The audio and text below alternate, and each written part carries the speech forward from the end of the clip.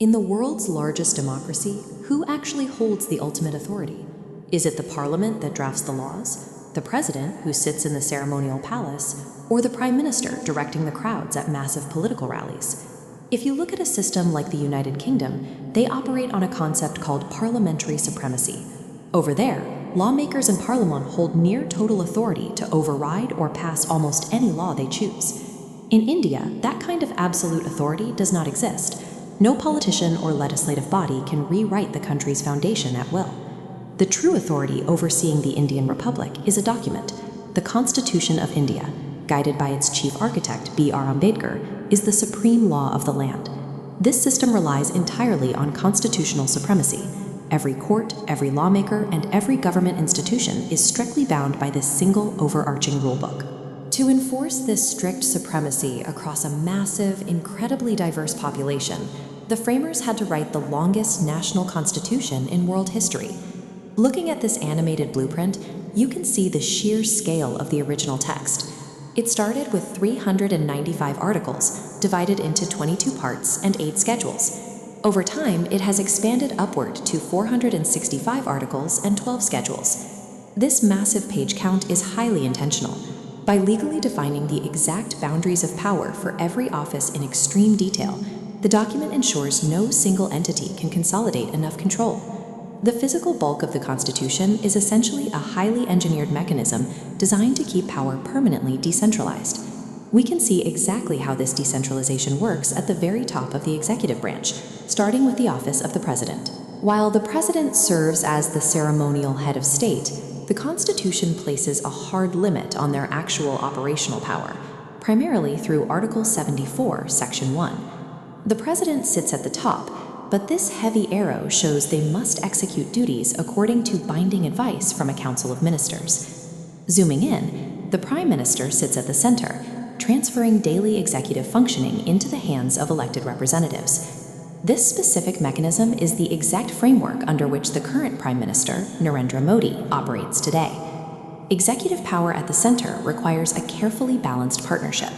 The ceremonial head represents the dignity of the state, while the elected council exercises the actual authority, maintaining direct accountability to the voters.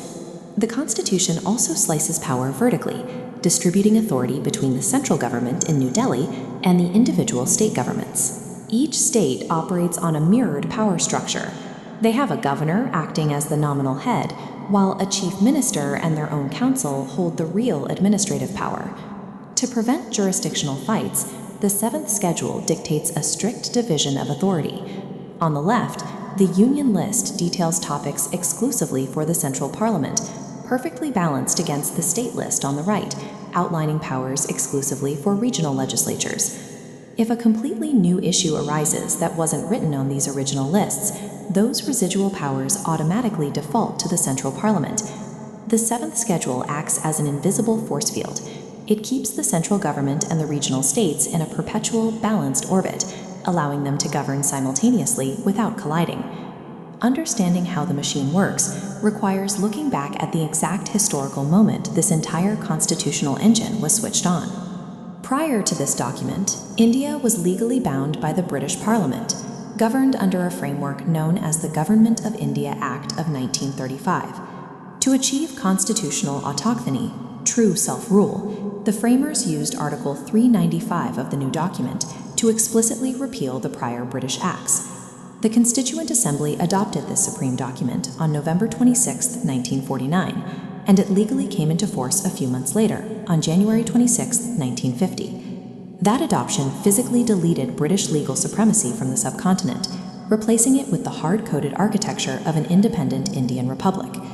This massive, complex text functions as a living legal shield for the individual citizen. Its core function is declared right in the preamble, defining India as a sovereign, socialist, secular, democratic republic. The entire mathematical structure exists to guarantee the everyday citizen 4 basic rights: justice, equality, liberty, and fraternity. Because these mechanical locks, the binding advice, the strict lists, and the repeal of external rule are hard-coded into the system, no single official can override the rights of the Republic. This engineered stability is what allows 1 billion people to move forward together. Which constitution